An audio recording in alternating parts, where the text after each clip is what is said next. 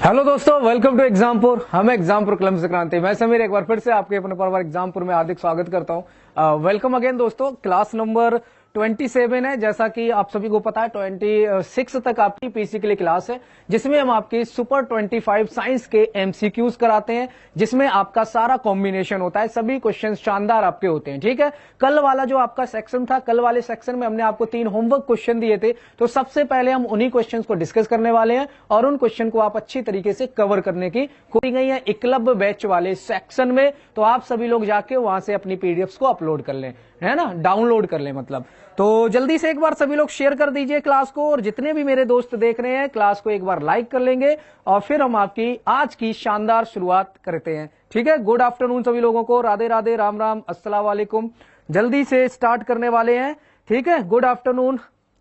हरियाणा से, अच्छा आप हरियाणा से हैं, चलिए शुरुआत करते हैं। आपकी एक क्लास नंबर 27 है, जल्दी से देखिए क्लास नंबर 27। और जितने भी स्टूडेंट्स हमारे एकलव्य बैच के हैं, है ना, जो आपकी आरआरबी, एनटीपीसी और ग्रुप डी की प्रिपरेशन कर रहे हो, और जितनी भी आपकी क्लासेस चल रही है, चाहे वो अभिनंदन सर की क्लास हो, पुलकित सर की क्लास हो, रीजनिंग, मैथ, चाहे मतलब कोई भी बायोलॉजी की अमृता मैम की क्लास हो, हर एक की जो पीडीएफ्स हैं और हमारी क्लासेस की सभी पीडीएफ आपको एकलव्य बैच में प्रोवाइड कराई जा रही है। ठीक है, जो कि 499 में आया था पिछले 1 महीने पहले। तो आप अभी भी इनरोल कर सकते हैं और सारी पीडीएफ वहां से आपको मिल जाएंगी। चलिए तो हम बात करते हैं यहाँ पे आपके पहले क्वेश्चन की, जो आपकी स्क्रीन पर है। इस क्वेश्चन का दोस्तों रिप्लाई करेंगे। ठीक है, कैसे आप लोग, बैकग्राउंड अच्छा था ना, ऐसे ही बैकग्राउंड बढ़िया बढ़िया आपको मिलते रहेंगे, मतलब ये थोड़ा आंखों को अच्छे लगते हैं। ठीक है, ग्रीनरी जो होती है ना, ग्रीनरी, ये ग्रीन चीजें अच्छी लगती हैं। तो जरा बताओ ग्रीन चीजें हमारी आंखों को अच्छी क्यों लगती हैं? साइंस का क्वेश्चन, जल्दी से आप लोग बताइए, हरी चीजें हमारी आंखों को अच्छी क्यों लगती हैं?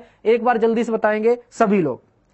इस क्वेश्चन का रिप्लाई करेंगे और साथ साथ में हमें यह बताएंगे कि हरी चीजें देखने में हमें अच्छी क्यों लगती हैं, मतलब हमारी आंखों को नुकसान नहीं पहुंचाती हैं जो ग्रीन चीजें होती हैं, हरी हरी चीजें होती हैं। इसका रीजन पता है कि नहीं? जल्दी से सभी लोग आंसर करेंगे। ठीक है, both wrong, both wrong, both true. True है भाई दोनों, रॉन्ग कहां से हो गए? दोनों ट्रू हैं दोस्त। पहले आप ये बताओ ग्रीन चीज अच्छी क्यों लगती है? देखो इसका रीजन ये होता है, जो हरी चीजें होती हैं उसकी वेवलेंथ कम होती है। ठीक है, हरे कलर की वेवलेंथ कम होती है तो वो हमारी आंखों को कम इफेक्ट करते हैं। रेड कलर की वेवलेंथ बहुत ज्यादा होती है, तरंग दैर्घ्य, वो हमारी आंखों को बहुत ज्यादा नुकसान पहुंचा सकती है। तो इसीलिए रेड कलर की चीजों को बहुत कम देखिए और ग्रीन चीजों को ज्यादा देखिए। चलिए अगर हम इस क्वेश्चन की बात करें, consider the following statement, brinjal is a good source of iron. इन्होंने कहा है कि जो बैंगन होता है ना, बैंगन, वो अच्छा सोर्स होता है आयरन का, मतलब गुड सोर्स होता है आयरन का, लोहे का अच्छा सोर्स होता है। तो ये सही बात है भाई, पाया जाता है इसमें लोहा, पाया जाता है। ठीक है, इसमें लोहा पाया जाता है। Brinjal is a good source of iron. और अगर हम पंपकिन की बात करें, जिसे हम सीताफल के नाम से जानते हैं, हमारे यहां पे सीताफल के नाम से जाना जाता है, कद्दू के नाम से भी जाना जाता है। ठीक है, तो pumpkin is a good source of vitamin A, ये भी आपका बिल्कुल सही है। अगर हम आपकी आंखों में कुछ प्रॉब्लम है तो आप अगर पंपकिन खा रहे हो, सीताफल खा रहे हो, तो आपकी आंखों को फायदा मिलता है। ठीक है, तो एक बार दोस्तों शेयर करो भाई सभी लोग। तो आपका जो आंसर हो जाएगा वो दोनों आपका आंसर हो जाएगा, दोनों आपका राइट आंसर होगा, दोनों आपके करेक्ट आंसर होंगे। यहां पे दोनों स्टेटमेंट जो है वो आपके ट्रू हैं। ठीक है, दोनों स्टेटमेंट ट्रू हैं, इतनी बात समझ आ गई। और एक बात और याद रखिएगा, अगर आप कमेंट कर ही रहे हो तो मैं बता देता हूं, जो आयरन होता है, आयरन ये आपकी हीमोग्लोबिन कहां पे पाया जाता है? हीमोग्लोबिन में पाया जाता है, हीमोग्लोबिन में पाया जाता है। हीमोग्लोबिन किसमें होती है? आपकी आरबीसी, रेड ब्लड कार्पसल्स, और ये किसमें होती है? आपकी ब्लड, जिसे हम रक्त कहते हैं। ठीक है, तो याद रखिएगा, ये लोहा भी, लोहा आयरन यानी हीमोग्लोबिन में पाया जाता है, तो ये भी आप याद रखिएगा। चलिए आगे बात करते हैं, नेक्स्ट क्वेश्चन की तरफ चलते हैं। ये आपकी स्क्रीन पर, तो ये आपका देख रहा होगा, है ना, ये आपका, ये पंपकिन है, ये क्या है? पंपकिन है, ये क्या है? पंपकिन है। ठीक है, और ये क्या है? बैंगन है, यानी ब्रिंजल है। तो ये आपका लिखा हुआ है pumpkin is a great source of potassium, इसमें पोटेशियम भी मिलता है, बीटा कैरोटीन भी है, और which is a carotenoid that convert to vitamin A, और ये विटामिन ए में फिर कन्वर्ट हो जाता है। मतलब सीधे सीधे विटामिन ए में ये यहां से कन्वर्ट होता है बीटा कैरोटीन से, ये विटामिन ए में कन्वर्ट हो जाता है। तो कुल मिलाकर इसमें विटामिन ए पाया जाता है, ये बात याद रखिएगा, ठीक है। चलिए, तो दोनों स्टेटमेंट ट्रू हैं, और इसमें कद्दू में, जिसको हम पंपकिन कहते हैं, इसमें आपका आयरन पाया जाता है, लोहा पाया जाता है थोड़ा सा, ठीक है। चलिए आगे बात करते हैं। ये रहा आपकी स्क्रीन पर, among the given nutrients milk is a poor source of. हमने आपको दूसरे क्वेश्चन में आपको हमने होमवर्क दिया था, तो दूसरे क्वेश्चन में हमने कहा था जो दूध होता है मिल्क, है ना, मिल्क की जब हम बात करते हैं तो मिल्क किसका किसका गुड सोर्स है, और इस क्वेश्चन में पूछा किसका पुअर सोर्स है।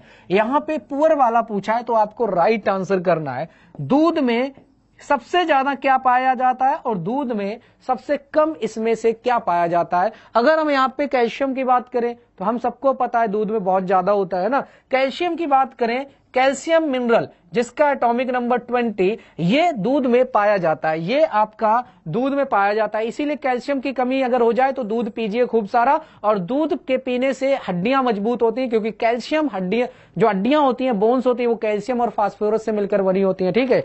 तो याद रखिएगा।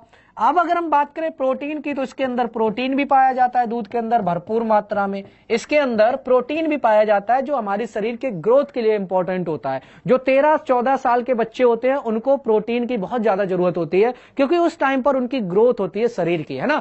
जो 12-13 साल या 10 साल यानी अप टू 13-18 तक के जो बच्चे होते हैं, है ना, 15-16 साल तक के जो बच्चे हैं शुरू से लेकर, उन सभी को दूध की बहुत ज्यादा जरूरत पड़ती है, क्योंकि उस 15-16 साल की एज तक बहुत सारा शरीर जो होता है ग्रोथ करता है, तो ग्रोथ के लिए प्रोटीन की रिक्वायरमेंट होती है, इसीलिए दूध पिलाया जाता है, ठीक है। तो याद रखिए। इसके बाद अगर हम कार्बोहाइड्रेट की बात करें, कार्बोहाइड्रेट भी दूध में अच्छी मात्रा में मिलेगा। कार्बोहाइड्रेट का मतलब हमें ऊर्जा मिलती है, हम जब दूध पीते हैं तो हमें ऊर्जा मिलती है, तो मतलब कार्बोहाइड्रेट भी होता है। विटामिन सी नहीं होता है, मतलब होता है लेकिन विटामिन सी कम होता है, यानी पुअर सोर्स है विटामिन सी का। तो आप आंसर जो करेंगे वो डी ऑप्शन आप आंसर करेंगे, ठीक है। विटामिन सी की अगर हम बात करें, क्योंकि ध्यान से समझिए, अगर आपने दूध पी लिया तो आप में फुर्ती आ जाती है, और फुर्ती आने का क्या मतलब है, इसका मतलब आपको एनर्जी मिल गई, ऊर्जा मिल गई, क्योंकि हमें काम करने की क्षमता मिल गई ना। अगर हमने दूध पी लिया या फिर कोई और चीज खा ली तो हमें ऊर्जा मिलती है, हमें एनर्जी मिलती है,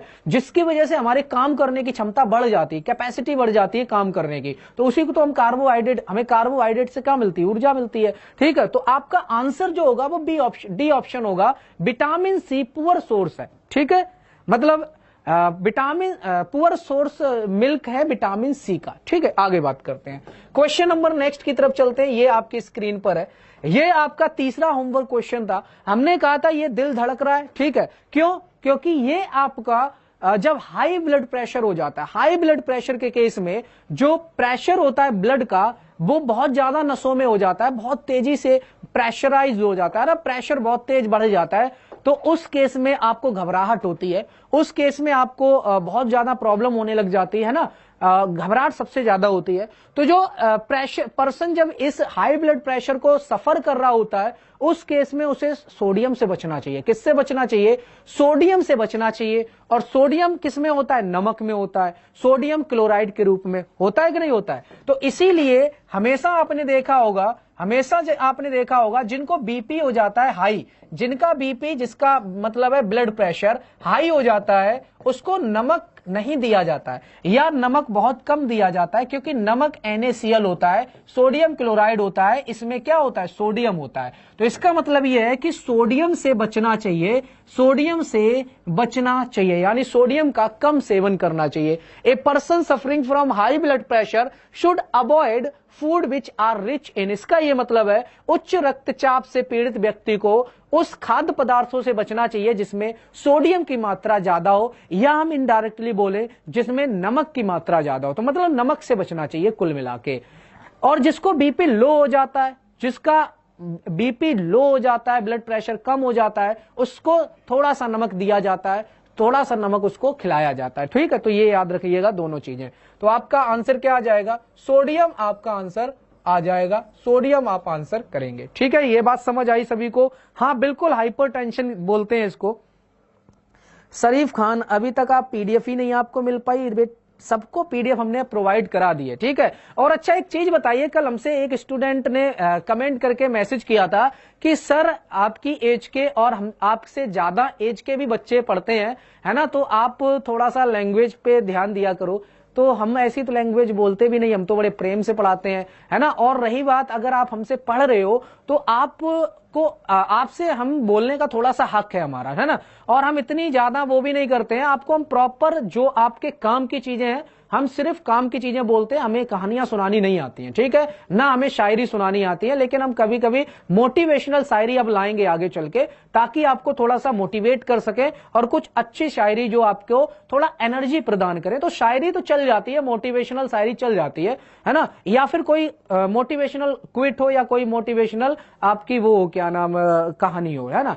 लेकिन हम कभी भी टाइम वेस्ट नहीं करते हैं, लेकिन फिर भी आपका एक आध का कमेंट ऐसा आ जाता है, ठीक है। तो ऐसा आप मत बोला करो, है ना। हमें पता है आप लोग हमसे अगर पढ़ रहे हो तो हम ऐसा मान के चलते हैं कि आप हमारे स्टूडेंट हैं। अब चाहे आप हमारी एज से कम इस एज के हो, चाहे हमारी एज के बराबर के हो, या हमसे हमारी एज से बड़े हो तो ना स्टूडेंट ना। अगर आप हमसे पढ़ रहे हो तो अगर हम थोड़ा बहुत कह भी देते हैं, बेटा कब जाता है कभी कभी, बाबू कब जाता है कभी कभी, वैसे बहुत कम कबता है, हम ज्यादातर दोस्त बोलते हैं, ज्यादातर हम ऐसे बोल देते हैं, hello guys, hello friend, hello दोस्त, ऐसे बोलते हैं।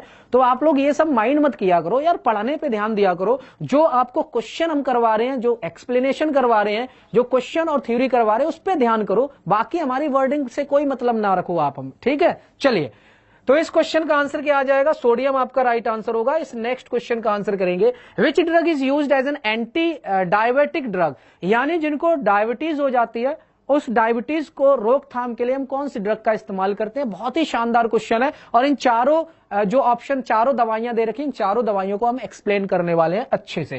पहली जो दवाई दे रखी है मेटफॉर्मिन। क्या दे रखी है, फर्स्ट आपकी ड्रग मेटफॉर्मिन दे रखी है। सेकेंड ड्रग दे रखी है जोल्पिडेम।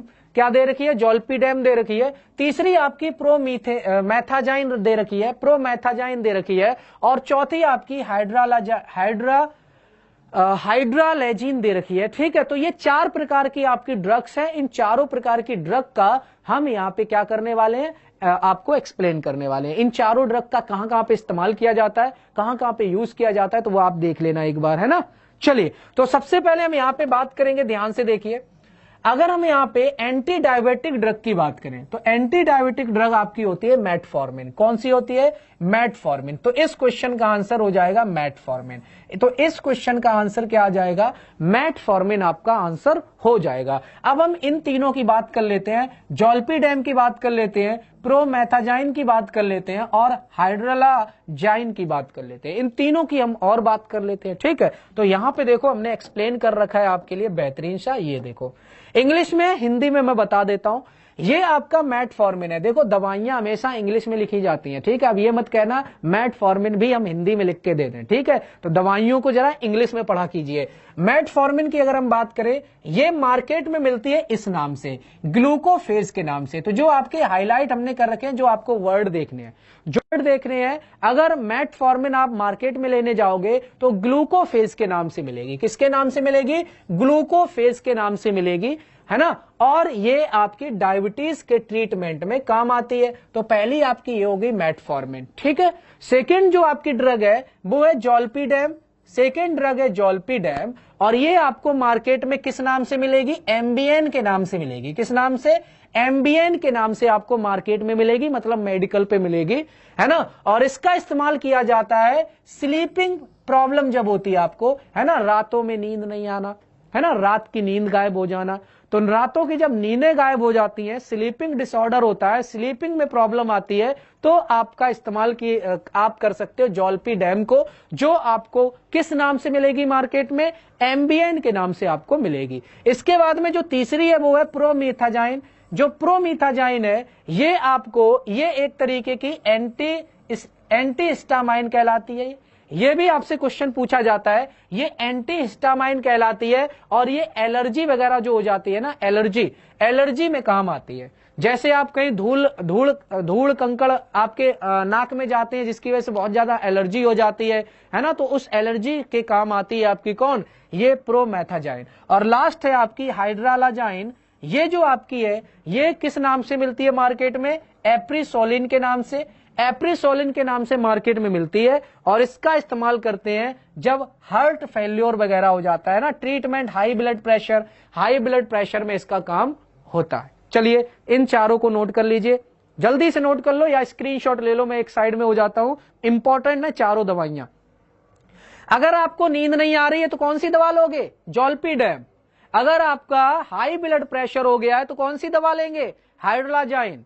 और अगर आपको डायबिटीज है तो कौन सी दवा लेंगे? मेटफॉर्मिन। ठीक है। और अगर आपको एलर्जी से बचना है तो कौन सी दवा लेंगे? प्रोमेथाजाइन। ठीक है, कर लिया?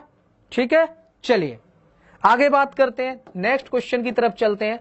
ये रहा आपकी स्क्रीन पर, an object of mass m whose velocity increases from v2 to v then kinetic energy will be। आपको ये न्यूमेरिकल सिंपल सा है, यहां से आपका क्वेश्चन पूछा जाता है। इन्होंने कहा है कि आपकी जो काइनेटिक एनर्जी होती है, पहले इसका सूत्र लिख लीजिए, गतिज ऊर्जा 1/2 mv², जहां पे m क्या होता है? किसी ऑब्जेक्ट का मास होता है, द्रव्यमान होता है।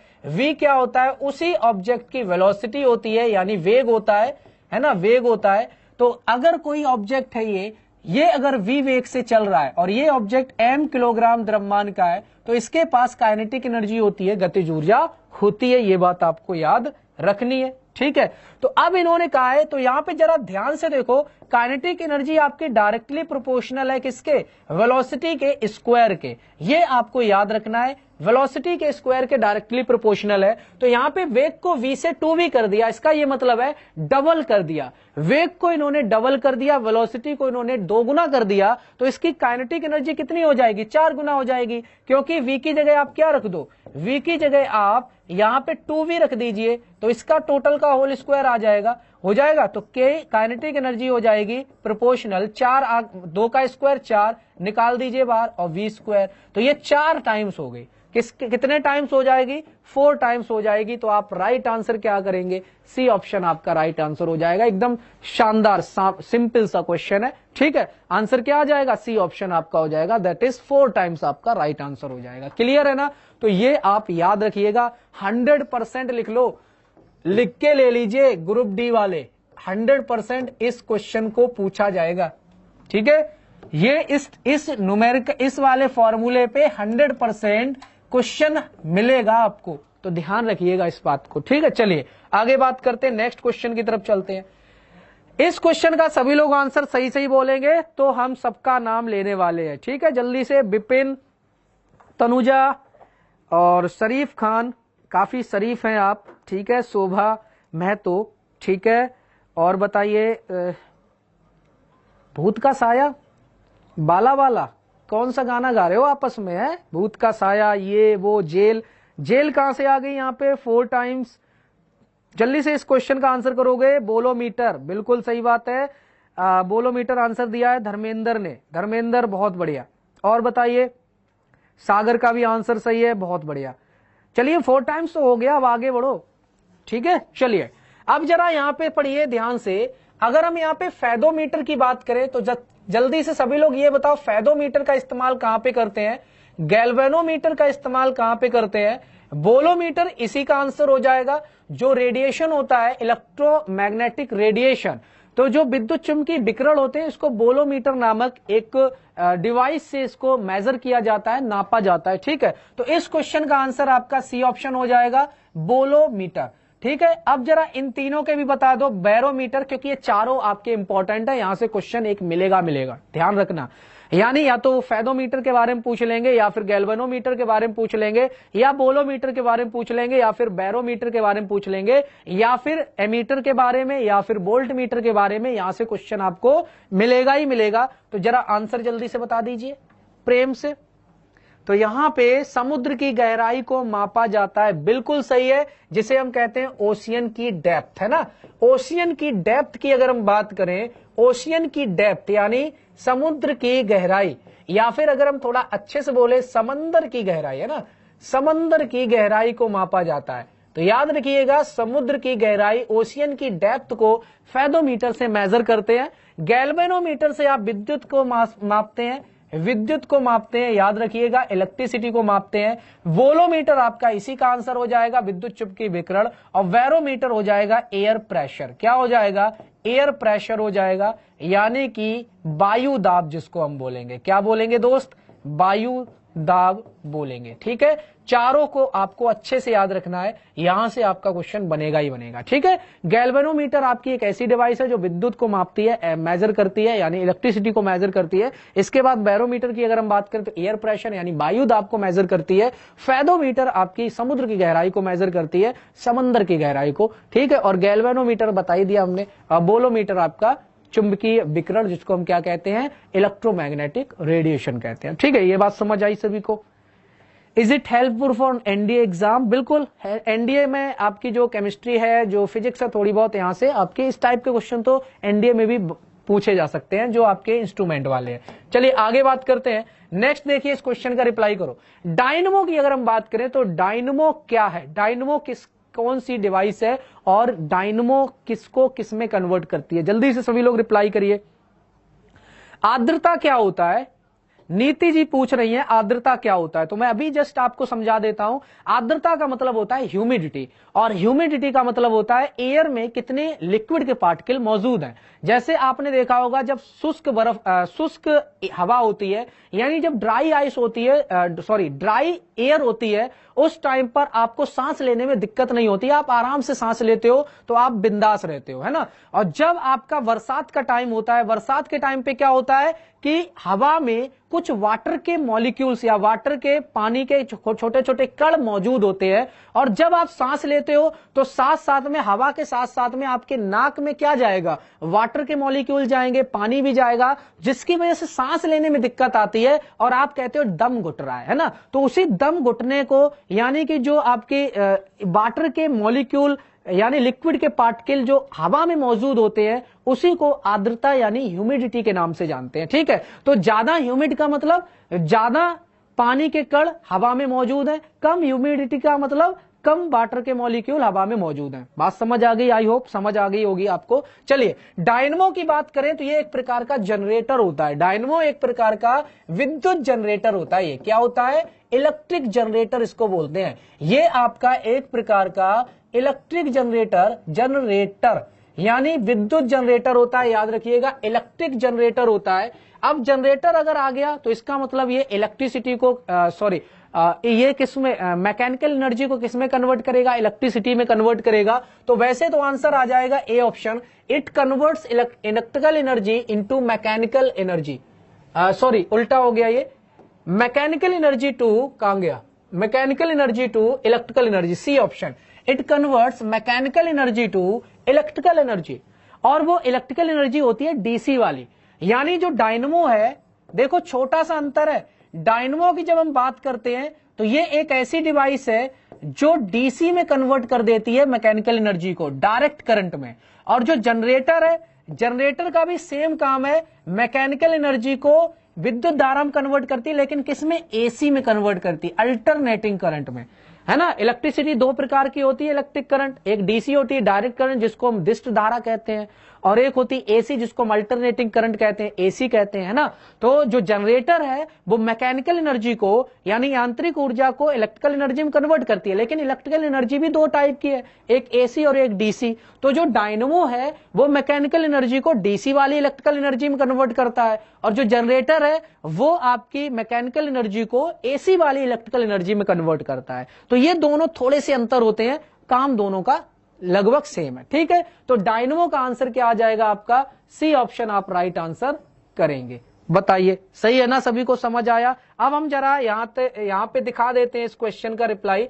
ये आपका डायनमो इस प्रकार से दिखाई पड़ता है। ये जो आपको डायनमो दिख रहा है, इसकी शाफ्ट को घुमाया जाता है। जब इसकी शाफ्ट घूमती है, जब इसकी ये जो शाफ्ट दिख रही है ना लोहे की, ये घूमती है, तो ये यहाँ पे कॉइल, आर्मेचर कॉइल, बहुत सारी कॉइल लगी होती हैं, है ना। तो जब ये घूमती है तो ये इलेक्ट्रिसिटी को जनरेट करती है, और वो कौन सी वाली इलेक्ट्रिसिटी को जनरेट करती है? ये वाली डायनमो, डीसी वाली इलेक्ट्रिसिटी को। बात समझ आ गई? तो ये आपका डायनमो है, और ये डायनमो का काम आप लोग याद रखिएगा। ठीक है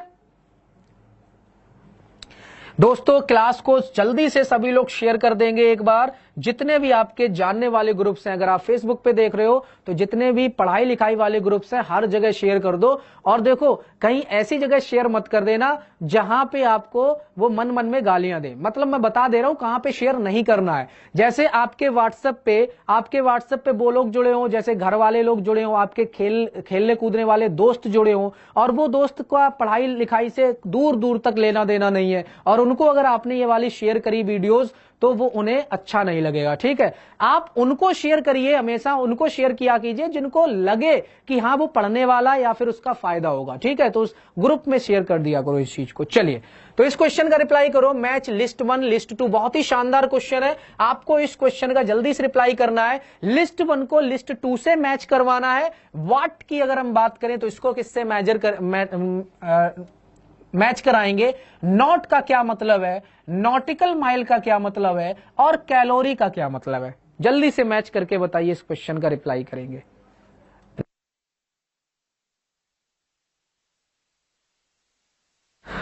वाट की अगर हम बात करें तो आप सबको पता है वाट की जब हम बात करते हैं तो ये आपकी शक्ति यानी पावर का क्या है, मात्रक है। ठीक है, ये पावर का मात्रक है यानी शक्ति का मात्रक है। ये बात आपको समझ आई, ये शक्ति का मात्रक है। तो इसका मतलब ए का तो 4 मैच हो जाएगा, ए का जोड़ा 4 हो जाएगा। ठीक है, ए का तो मैच हो गया।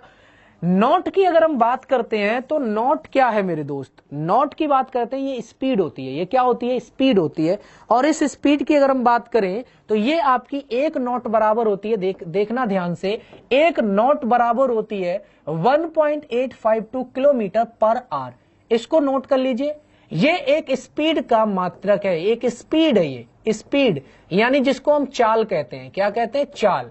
तो एक नॉट बराबर होता है, यानी एक नॉट कितनी स्पीड होती है, एक नॉट स्पीड होती है 1.852 किलोमीटर पर घंटा, किलोमीटर पर घंटा। यानी अगर कोई वस्तु 1.852 किलोमीटर पर घंटे की स्पीड से चल रही है तो इसका मतलब उसकी स्पीड एक नॉट के बराबर है। इतनी बात समझ आ गई। और जो नॉटिकल माइल है, नॉटिकल माइल, एक नॉटिकल माइल ये डिस्टेंस होती है। ये क्या होती है, डिस्टेंस होती है, दूरी होती है। तो एक नॉटिकल माइल 1.852 किलोमीटर के बराबर होती है। तो इसका मतलब ये डिस्टेंस है, दूरी है नॉटिकल माइल, और जो नॉट है ये स्पीड है, चाल है। तो ये बात आपको याद रखनी है। ठीक है, चलिए, और इसको नॉटिकल माइल का इस्तेमाल ज्यादातर किया जाता है जो मैरीन सिस्टम होता है, नेविगेशन में इस्तेमाल किया जाता है। ठीक है, मिला लेते हैं आंसर। अब देख लो यहां पे वाट यानी पावर, नॉट क्या है, स्पीड ऑफ ए शिप। ठीक है, तो बी का हम किससे मिलाएंगे, 3 से मिला देंगे। नॉटिकल माइल क्या है, नेविगेशन में इस्तेमाल करते हैं, ये आपकी डिस्टेंस है, तो 2 से मैच करवा देंगे सी को, है ना। और आपका क्या बचा, कैलोरी, ये आपको पता है ऊष्मा का मात्रक है। तो इसका मतलब डी को हम किससे मैच करा देंगे, 1 से मैच करा देंगे। 4321 आपका राइट आंसर आ जाएगा। 4321 यानी डी सी ऑप्शन आपका राइट आंसर हो जाएगा। ये बात दोस्तों समझ आई सभी को, ठीक है, ये बात समझ आई। थम्सअप करके जल्दी से बताइए। विपिन, संदीप, जल्दी से बताइए। और आप लोगों के आजकल कमेंट बहुत कम आ रहे हैं ऑफलाइन में। ठीक है, हम यहाँ पे ऑनलाइन जब आप लोग पढ़ते हो, ऑनलाइन बहुत सारे कमेंट करते रहते हो, तो आपका टाइम वेस्ट ना हो इसलिए हम आपके थोड़े से कम कमेंट पढ़ पाते हैं। ठीक है, लेकिन ऑफलाइन में हम पूरा समय देते हैं। ऑफलाइन में शाम तक हम आपके कमेंट पढ़ते रहते हैं, बार बार कमेंट पढ़ते हैं, देखते हैं कौन नया कमेंट आया, किसका नया कमेंट आया, है ना। तो हम सबके कमेंट बाद में देखते हैं। तो ऑफलाइन में आप बता के जाया करो कितने क्वेश्चन सही किए, जिससे हमें अंदाजा हो कि आपकी तैयारी कैसी चल रही है और हम कितने और अच्छी तरीके से आपको क्वेश्चन करवाएं। ठीक है, और जो भी प्रॉब्लम हुआ करे, क्लास कैसी लगी, क्लास के बारे में या जो भी आपको, कमेंट करके जरूर जाया करो। ठीक है, चलिए, तो ये आपको समझ आ गया। आगे बात करते हैं जल्दी से 9 क्वेश्चन की। ये रहा आपकी स्क्रीन पर। चलिए, शानदार क्वेश्चन है, देखो आग बुझवाते हैं यहां पे, जल्दी से आंसर करेंगे। Which one of the following chemical used in form fire extinguisher. आपने देखा होगा जो फायर एक्सटिंग्विशर होता है ना, ये जो फायर एक्सटिंग्विशर है, फोम वाला जो सिलेंडर होते हैं ना, उसमें फोम वाला फायर एक्सटिंग्विशर, उसको हम बोलते हैं, एक फोम वाला आता है ना। तो उसमें कौन सा केमिकल यूज किया जाता है, कौन सा केमिकल मिलाया जाता है, जल्दी से आंसर करेंगे। फोम अग्निशामक यंत्र में निम्नलिखित में से किस रसायन का उपयोग किया जाता है, aluminium sulphate, copper sulphate, cobalt sulphate, nickel sulphate किसका इस्तेमाल किया जाता है? यहां कार्बन डाइऑक्साइड नहीं दे रखी है, ध्यान रखना, यहां पे आप लोग कार्बन डाइऑक्साइड गैस मत दे देना आंसर, ठीक है। हाँ बिल्कुल, शाबाश विकास, बहुत बढ़िया विकास। और बताइए,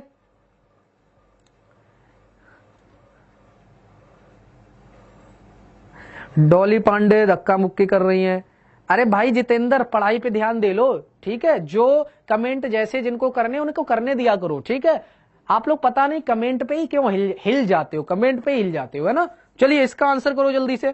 यहां पे अगर हम एल्यूमिनियम सल्फेट की बात करें तो एल्यूमिनियम सल्फेट आपका एक तो होता है सोडियम बाइकार्बोनेट, है ना। तो यहां पे मैं एक्सप्लेन कर देता हूं, ये रहा आपकी स्क्रीन पर, देखिए ध्यान से।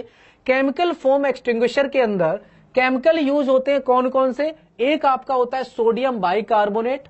सोडियम बाइकार्बोनेट क्या होता है आपका? NaHCO3, जिसको हम सोडियम हाइड्रोजन कार्बोनेट या बेकिंग सोडा के नाम से जानते हैं।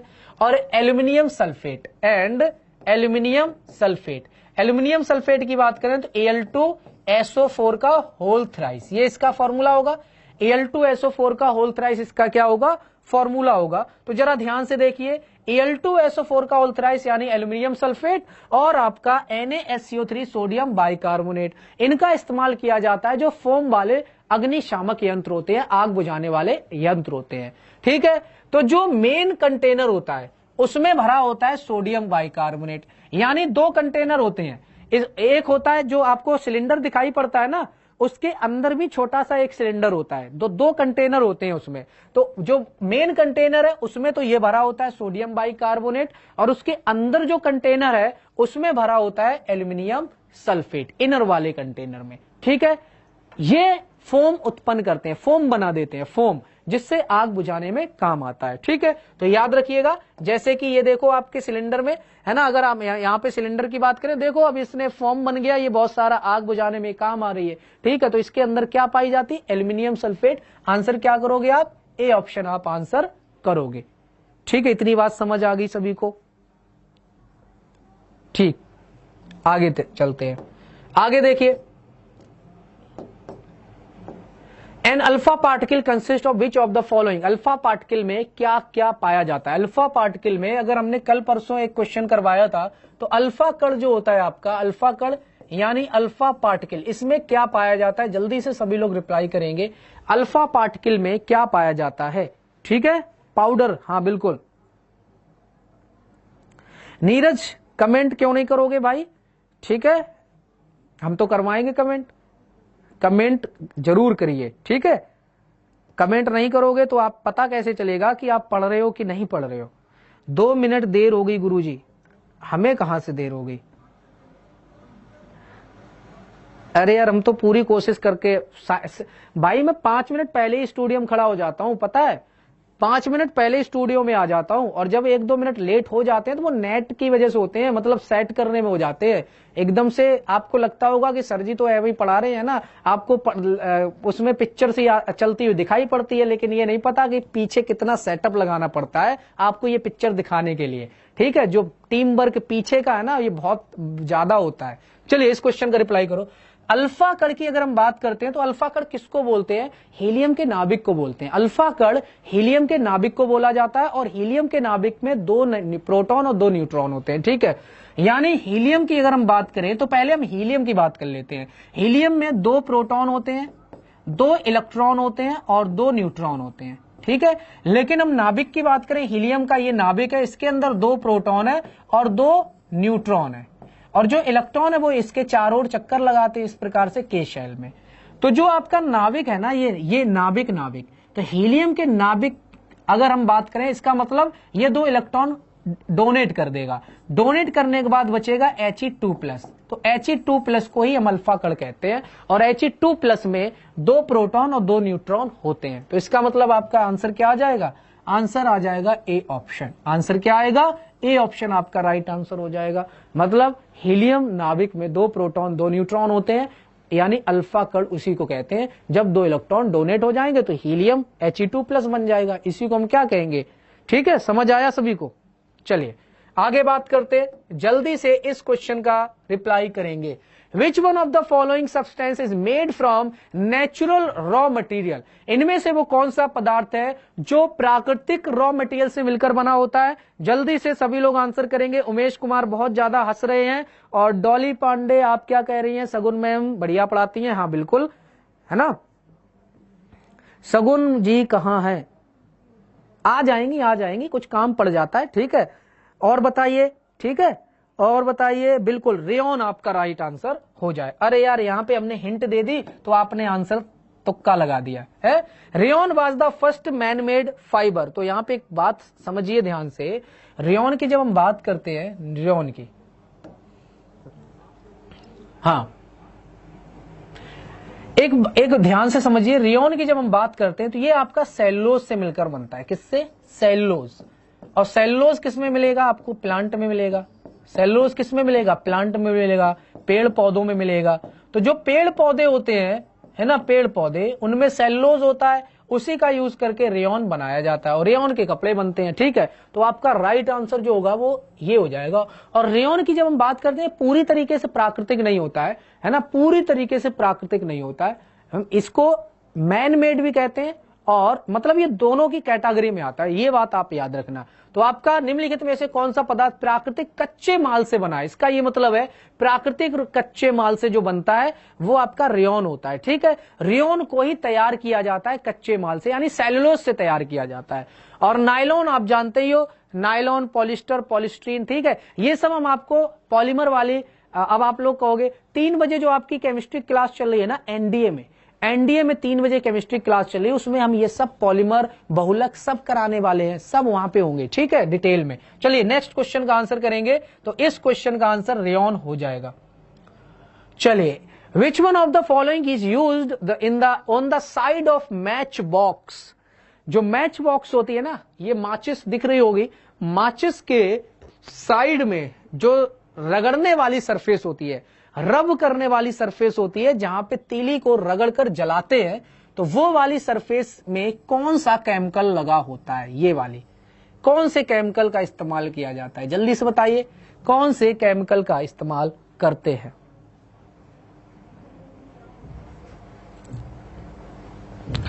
यहां भी सभी तुक्का लगा रहे, ऑल सब ऑल करते जा रहे हैं। यहां पे आप याद रखना, पाउडर्ड ग्लास और रेड फास्फोरस का ज्यादा इस्तेमाल करते हैं। पाउडर्ड ग्लास और रेड फास्फोरस का मतलब है लाल फास्फोरस का इस्तेमाल किया जाता है, ठीक है। पाउडर्ड ग्लास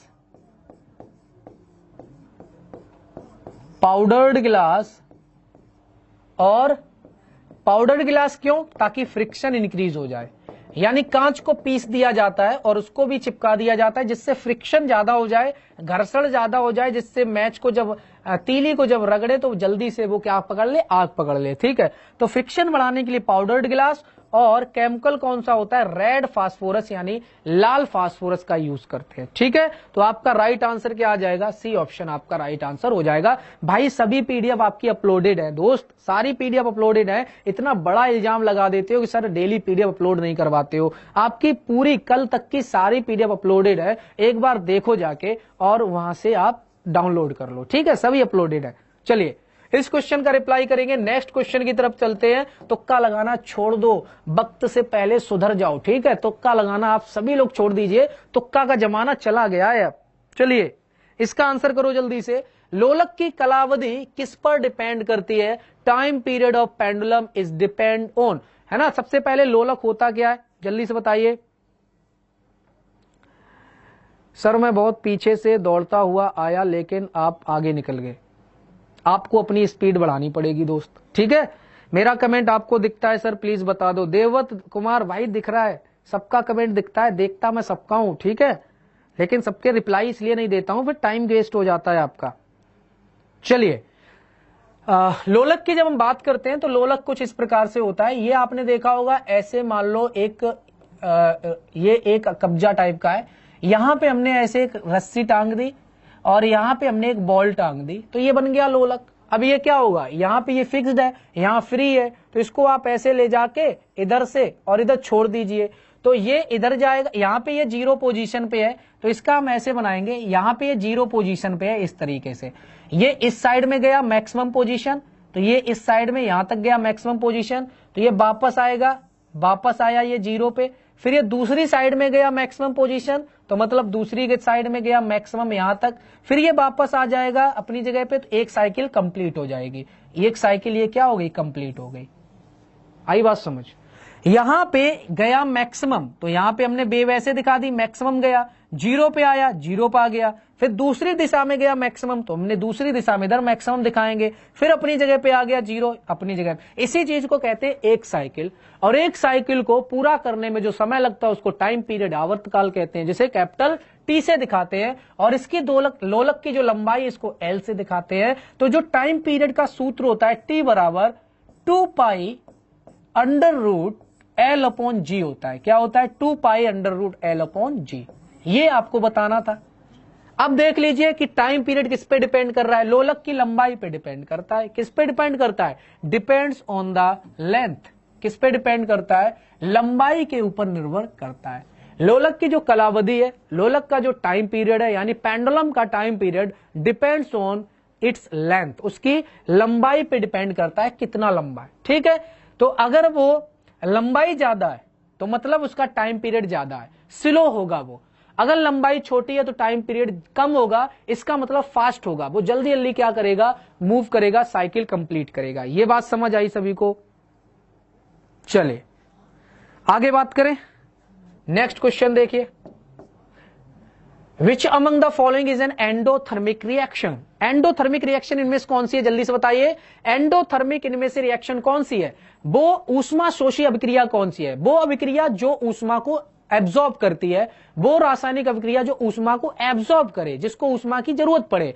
और वो रासायनिक अभिक्रिया जिसमें से ऊष्मा निकलती है वो एक्सोथर्मिक होती है, यानी ऊष्मा क्षेपी अभिक्रिया होती है। तो आपने देखा होगा रेस्पिरेशन, जो हम लोग रेस्पिरेशन श्वसन की प्रक्रिया होती है, उसमें ग्लूकोज और ऑक्सीजन रिएक्ट करते हैं और ऊर्जा का उत्पादन करते हैं हमारे शरीर की कोशिका के अंदर, सेल के अंदर। ठीक है, जिसे हम रेस्पिरेशन कहते हैं। तो ये जो रेस्पिरेशन है ये एक्सोथर्मिक रिएक्शन होती है, ऊष्मा क्षेपी अभिक्रिया होती, ऊष्मा क्षेपी होती है। कंबंशन किसी चीज का जलना, कोई भी चीज जल रही है तो ऊष्मा जनरेट होती है, वहां भी ऊष्मा निकल रही है, एनर्जी निकल रही है। तो कंबंशन भी आपकी एक्सोथर्मिक रिएक्शन है, ऊष्मा क्षेपी अभिक्रिया है।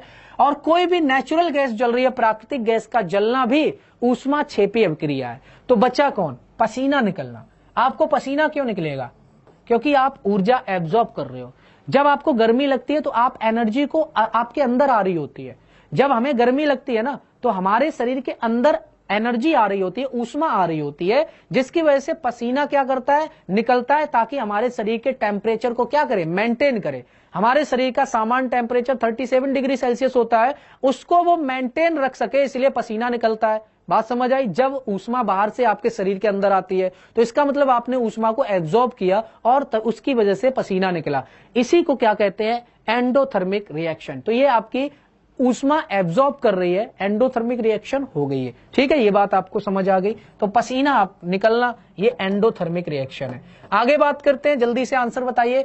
फ़ारेनहाइट स्केल पर परम शून्य ताप का मान क्या है।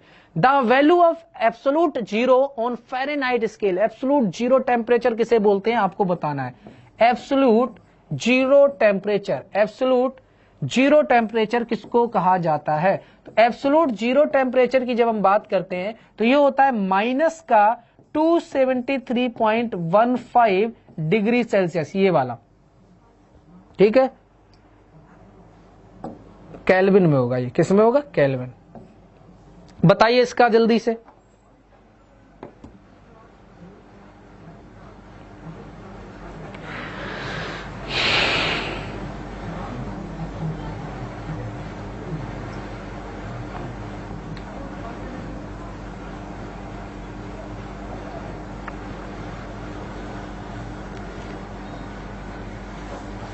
सही है, सही है। किसमें था ये, 0 डिग्री सेल्सियस। चलिए, तो यहां पे अगर और 0 केल्विन में होगा, किसमें होगा, 0 केल्विन। तो अगर हम यहां पे बात करें एब्सोल्यूट जीरो टेम्परेचर की, एब्सोल्यूट जीरो टेम्परेचर का मतलब होता है परम शून्य ताप, यानी उससे ज्यादा, उससे कम नहीं हो सकता तापमान।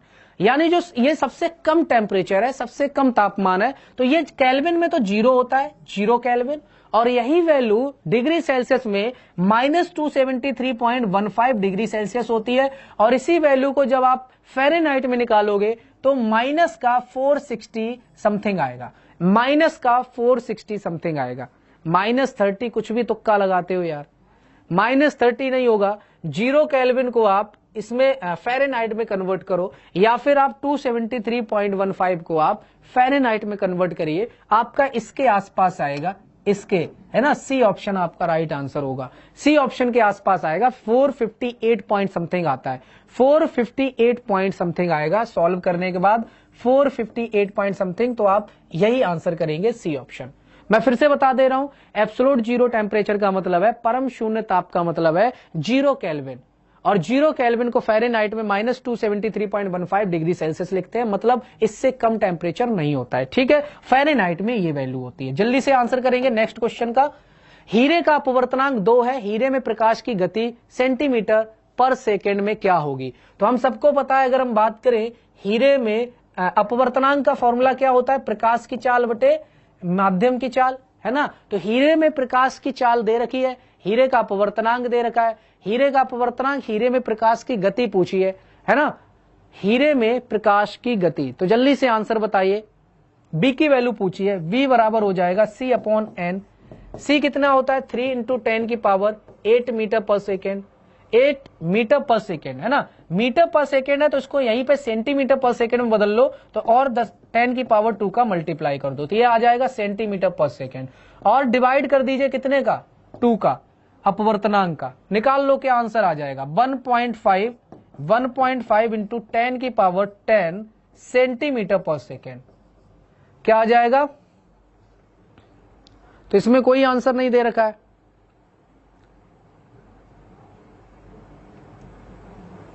फॉर्मूला तो सही है। 1.5 किसका किसका आ रहा है, जल्दी से बताइए। ए राइट कहां से हो जाएगा, सी की वैल्यू थोड़ी ना पूछिए। हीरे में प्रकाश की गति का मतलब है कि माध्यम में प्रकाश का चाल का मतलब होता है आपका v, है ना, v होता है। और अपवर्तनांक का फॉर्मूला क्या होता है, प्रकाश की चाल बटे माध्यम की चाल, माध्यम में प्रकाश की चाल, है ना। तो c/v होता है, एकदम सही है। तो यहाँ पे n की, इसकी वैल्यू दे रखी है, v की वैल्यू पूछिए, तो v बराबर c/n हो जाएगा। c इतना होता है सेंटीमीटर पर सेकेंड में, तो आपका 1.5 आएगा। इनमें से ऑप्शन नहीं दे रखा है, आप किसी एक ऑप्शन को कर लेना। 1.5 × 10⁻10 सेंटीमीटर पर सेकेंड। सेकेंड आंसर मैच कहां से करेगा, 2 दे रखा है अपवर्तनांक, हीरे में प्रकाश की गति सेंटीमीटर पर सेकेंड। अरे भाई सही तो है 1.5, ऑप्शन गलत है भाई, कंफ्यूज क्यों कर रहे हो, ऑप्शन आपके गलत है, इनमें से सही कर लो इसको। 1.5 × 10⁻10 सेंटीमीटर पर सेकेंड आपका राइट आंसर आएगा, इसको आप ये लॉक कर दीजिए, ठीक है। चलिए आगे बात करते हैं, जल्दी से देखिए क्वेश्चन नंबर नेक्स्ट। पराश्रव्य तरंगें क्या होती हैं, पराश्रव्य यानी अल्ट्रासाउंड क्या है, जल्दी से बताइए। अल्ट्रासोनिक वेव्स या अल्ट्रासाउंड क्या है, पराश्रव्य तरंगें क्या है। तो पराश्रव्य तरंगों की बात करें, 20 किलोहर्ट्ज से अधिक आवृत्ति वाली विद्युत चुम्बकीय तरंगें। विद्युत, सबसे पहले जो पराश्रव्य तरंगें हैं ये आपकी क्या है, ध्वनि तरंगें, साउंड वेव्स हैं, और ये मैकेनिकल वेव्स होती है, यांत्रिक तरंगें होती हैं, ठीक है। तो सबसे पहले ए ऑप्शन और बी ऑप्शन तो नहीं हो सकता, क्योंकि यहाँ पे विद्युत चुम्बकीय तरंगें दे रखा है। Mechanical wave with frequency higher than 20 kilohertz, तो यही आंसर हो जाएगा। 20 किलोहर्ट्ज से ज्यादा की फ्रीक्वेंसी वाली मैकेनिकल वेव को हम पराश्रव्य तरंगें कहते हैं, ठीक है। 20 किलोहर्ट्ज से अधिक आवृत्ति वाली यांत्रिक तरंगों को पराश्रव्य यानी कि अल्ट्रासाउंड कहा जाता है, ठीक है। आंसर क्या आ जाएगा, सी ऑप्शन परफेक्ट और राइट आंसर हो जाएगा। आगे बात करते हैं, जल्दी से देखिए नेक्स्ट क्वेश्चन। एक फेम्टोमीटर किसके बराबर होता है, एक फेम्टोमीटर किसके बराबर होता है। राहुल उसको आप दोबारा देख लेना, समझ आ जाएगा, ठीक है। दोबारा एक बार देख लेना 2 की स्पीड से, वो आ जाएगा समझ में, ज्यादा कुछ नहीं था उसमें। चलिए, एक फेम्टोमीटर की अगर हम बात करें, एक फेम्टोमीटर, तो एक फेम्टोमीटर आपका होता है 10⁻⁻15 मीटर के, और अगर हम पेटा की बात करें तो 10 की पावर 15 मीटर को हम एक पेटा के नाम से जानते हैं, तो ये आपको याद रखना है। और 10 की पावर 12 को क्या कहते हैं? टेरा। और 10 की पावर -12 को क्या कहते हैं? पिको। क्या कहते हैं? पिको। तो ये सारे पॉइंट आपको याद रखना। क्वेश्चन क्या आ जाएगा? आंसर डी ऑप्शन आपका राइट आंसर हो जाएगा। आगे बात करते हैं, नेक्स्ट देखिए, which one among the following used in making cement. Cement बनाने में इसमें से किसका इस्तेमाल करते हैं? सीमेंट बनाने में किसका इस्तेमाल किया जाता है? जल्दी से बताइए दोस्तों, शेयर कर दो एक बार क्लास को, है ना, क्लास को सभी लोग एक बार शेयर कर देंगे। एक फेम्टो बराबर होता है 10 की पावर -15 मीटर, एक पेटा मीटर बराबर होता है 10 की पावर 15 मीटर के प्लस के 15 मीटर, है ना। तो यहां पे याद रखना लाइम, लाइम को हम बोलते हैं कैल्शियम ऑक्साइड यानी चूना, सिलिका को हम बोलते हैं एल्यूमिनियम ऑक्साइड Al2O3 को, और सॉरी SiO2 को, सिलिकॉन डाइऑक्साइड SiO2 को, और एल्यूमिना होता है आपका Al2O3। ये सभी चीजें मिक्स होकर सीमेंट बनाती हैं। डी ऑप्शन आपका राइट आंसर हो जाएगा। ठीक है, जो सीमेंट होती है आपकी वो लाइम यानी चूना, सिलिका यानी कि SiO2, एल्यूमिना यानी Al2O3, इन सभी का मिक्सचर होती है। ठीक है, तो आपका राइट आंसर क्या आ जाएगा? All of the above. और ये रहा 20वां question, the conversion of hard water into soft water by boiling और एडिंग कैल्शियम हाइड्रोक्साइड इज। यानी कि जो हार्ड वाटर होता है उसमें अगर हम कैल्शियम हाइड्रोक्साइड को मिला दें और बॉयल कर दें तो वो कौन सी विधि कहलाती है? ये जल्दी से आपको बताना है। हार्ड वाटर अगर हम बात करें, हमारे पास एक कठोर जल है, हार्ड वाटर कठोर जल। कठोरता किसकी वजह से होती है? कैल्शियम के बाइकार्बोनेट की वजह से, है ना, और मैग्नीशियम के बाइकार्बोनेट की वजह से, calcium hydrogen carbonate, magnesium hydrogen carbonate, इनकी वजह से टेम्परेरी हार्डनेस ऑफ वाटर होती है, अस्थायी पानी की कठोरता होती है। तो इसको अगर हम कैल्शियम हाइड्रोक्साइड के साथ क्या करा दें? बॉयल करा दें।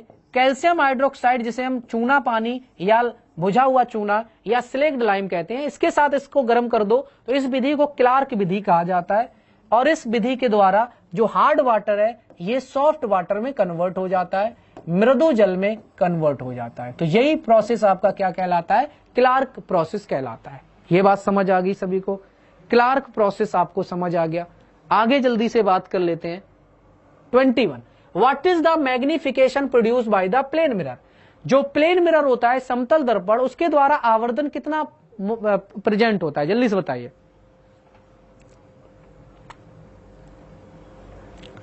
प्लेन मिरर के द्वारा आवर्धन कितना होगा? तो जल्दी से देख लेते हैं। आवर्धन का सूत्र होता है इमेज की साइज, है ना, जो इमेज का जो वस्तु की इमेज बनती है। मान लो ये हमारे पास प्लेन मिरर है और यहां पे कोई वस्तु रखी हुई है जिसका साइज है HO। ये ऑब्जेक्ट है, इतनी लंबाई का ऑब्जेक्ट है HO, है ना, और इसकी जो इमेज बनती है बिल्कुल उतनी ही दूरी पर उतनी ही बड़ी बनेगी। यानी कि H इमेज का साइज क्या हो जाएगा? इमेज का साइज HI मान लिया हमने।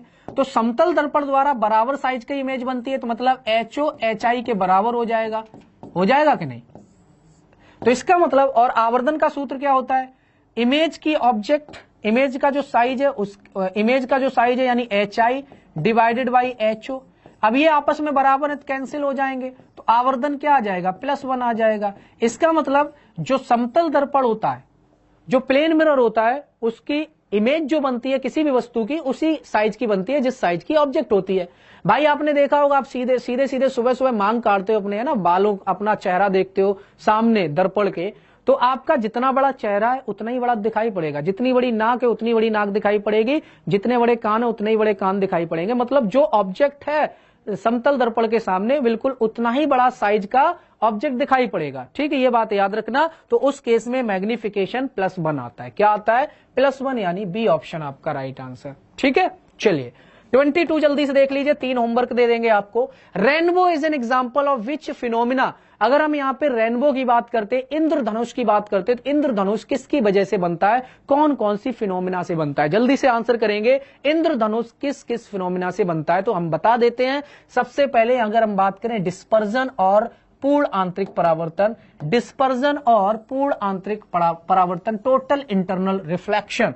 डिस्पर्जन की जब हम बात करते हैं, डिस्पर्जन, एक तो डिस्पर्जन जिसे वर्ण विक्षेपण कहते हैं, और plus TIR total internal reflection पूर्ण आंतरिक परावर्तन, इन की वजह से इंद्रधनुष यानी रेनबो बनता है। कैसे बनता है वो मैं बता देता हूं, डी ऑप्शन आपका राइट आंसर हो जाएगा। ये आपकी स्क्रीन पर है, जल्दी से देख लीजिए, ये आपकी स्क्रीन पर है इंद्रधनुष, देखिए कैसे बन रहा है। ये बूंद है पानी की, ये सफेद व्हाइट लाइट आ रही है इस तरीके से, व्हाइट लाइट इस तरीके से आ रही है, ये इससे टकराई तो यहां डिस्पर्जन हुआ। डिस्पर्जन का मतलब है व्हाइट लाइट जो होती है, सफेद कलर की जो लाइट, वो 7 अलग अलग कलर में टूट जाती है। तो यहां पे 7 अलग अलग कलर में टूट गई, तो यहां पे डिस्पर्जन हुआ। क्या हुआ? डिस्पर्जन हुआ, बड़ विक्षेपण हुआ। फिर ये अंदर ही अंदर टकराई और उसी अंदर अंदर वापस आ गई, तो यहां पे TIR हुआ, टोटल इंटरनल रिफ्लेक्शन, यानी जिस माध्यम में टकराई उसी माध्यम में वापस आ गई, उसको TIR कहते हैं, टोटल इंटरनल रिफ्लेक्शन कहते हैं। और यहां पे टकराने के बाद वापस फिर से ये 7 अलग अलग करण में और टूट गई, है ना। तो यहां पे तो इसका मतलब डिस्पर्जन और टोटल इंटरनल रिफ्लेक्शन दोनों चीजें हो रही हैं, ठीक है। ये देखो इस प्रकार से आपका इंद्रधनुष, और आप यहां से जब देखते हो तो आपको इस प्रकार से इंद्रधनुष बना हुआ दिखाई पड़ता है, ठीक है। चलिए नेक्स्ट देखिए, यहां पे इसको जल्दी से आप होमवर्क ले लीजिए। Identify the product of the following reaction. अगर आपने कैल्शियम कार्बोनेट की हाइड्रोक्लोरिक अम्ल से क्रिया करवाई तो आपको कौन कौन से प्रोडक्ट मिलते हैं? जल्दी से सभी लोग आगे। गलत पढ़ा रहे हो सर आप। कृष्णा यादव बताइए सही क्या है? कृष्णा यादव बताइए सही क्या है? कौन सी चीज गलत हुई है बताओ, जल्दी से बताइए क्या चीज गलत हुई है। सीधे सीधे इल्जाम ठोक देते हैं, सीधे सीधे। क्या चीज गलत हुई है बताइए जल्दी। कृष्णा यादव जल्दी से आप ये बताओ क्या चीज गलत हुई है, जल्दी से बताइए स्पीड में। इस क्वेश्चन का रिप्लाई करो। कैल्शियम कार्बोनेट की जब हाइड्रोक्लोरिक अम्ल से क्रिया करवाते हैं तो आपको हमेशा याद रखना, देखो कैल्शियम क्लोराइड कार्बोनेट है ये, इसकी जब हमने हाइड्रोक्लोरिक अम्ल से क्रिया करवाई तो आपको कैल्शियम क्लोराइड मिलेगा, कैल्शियम क्लोराइड मिलेगा, Ca और Cl2 मिल जाएगा, और यहां से कार्बन डाइऑक्साइड गैस मिलेगी, और यहां से वाटर मिलेगा, H2O मिलेगा। चेक कर लो, आप चेक कर लो। अब आंसर ही नहीं आ रहा। अब कृष्णा यादव भाग गए, बस बोलना था, कमेंट करके भाग लिए, है ना। ये है जब इनसे क्वेश्चन पूछो तो पतली गली पकड़ के निकल लेते हैं, कमेंट करना है। लेकिन क्या चीज गलत हुई है जब हमने पूछा तो नहीं बता रहे हैं। बताइए भाई क्वेश्चन का आंसर। तो कैल्शियम कार्बोनेट आपका रिएक्ट करवाएंगे किससे? हाइड्रोक्लोरिक अम्ल से, तो आपको कैल्शियम क्लोराइड, कार्बन डाइऑक्साइड और वाटर मिलेगा, ठीक है। ये तीनों चीजें मिलेंगी। आगे बात करते हैं, ये जल्दी से देख लीजिए दोनों होमवर्क अब आपके। Which among the following is the most abundant metal found in the earth crust. ये अब होमवर्क क्या, ये तो बहुत सिंपल क्वेश्चन है, कर ही लेते हैं इसको, है ना। Which among the following is the most abundant metal found in the earth crust, तो वो आपका क्या होता है? एल्यूमिनियम। क्या होता है?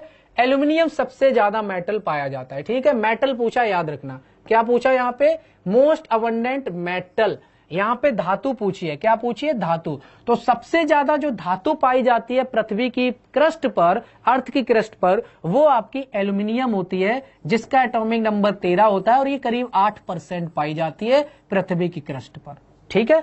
और सेकेंड नंबर पे जो धातु पाई जाती है पृथ्वी की क्रस्ट पर, वो आयरन होती है, लोहा होती है, जो कि 5% के आसपास पाई जाती है, ठीक है। और ऑक्सीजन कितना होता है? ऑक्सीजन करीब 46 से लेकर 47% तक, ठीक है। तो ये सारे पॉइंट आपको याद रखने। मैग्नीशियम बहुत कम होता है, 1% या 1.2% के आसपास होता है, ठीक है। चलिए आगे बात करते हैं। लास्ट देख लो जल्दी से, लास्ट है, टाइम हो गया।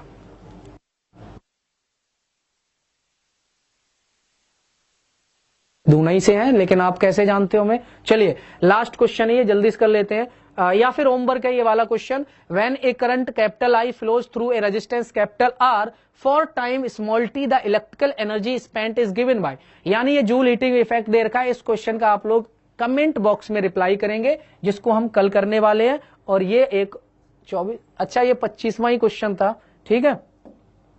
ये आपका 25th क्वेश्चन था, क्योंकि 24 ये हमने करवा दिया है, यहां पे ये आपका 25th है।